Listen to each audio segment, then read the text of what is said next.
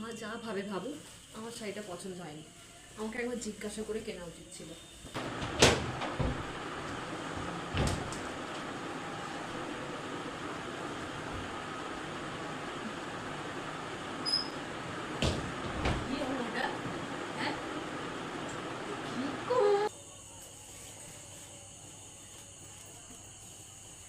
কালকে আমার পুজোর শাড়ি এসে গেছে। মা কালকে পাঠিয়ে দিয়েছে পায়েলের হাতে।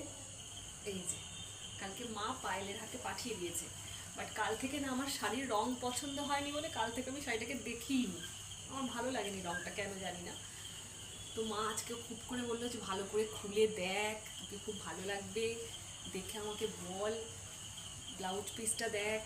তো সেজন্য আমি আবার খুললাম।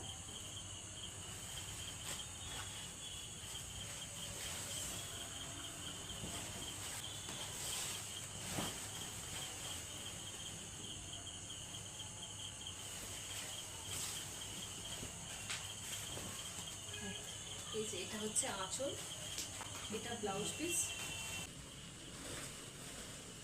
কিন্তু আমার শাড়িটা পছন্দ হয়নি। মা যা ভাবে ভাবুক, আমার শাড়িটা পছন্দ হয়নি। আমাকে একবার জিজ্ঞাসা করে কেনা উচিত ছিল।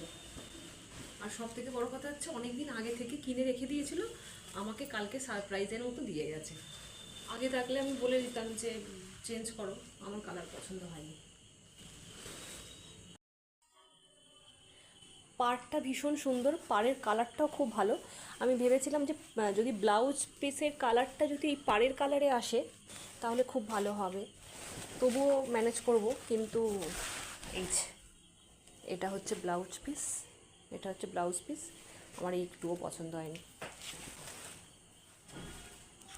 তোমরা দেখে বলো তো তোমাদের কেমন লাগলো। এই যে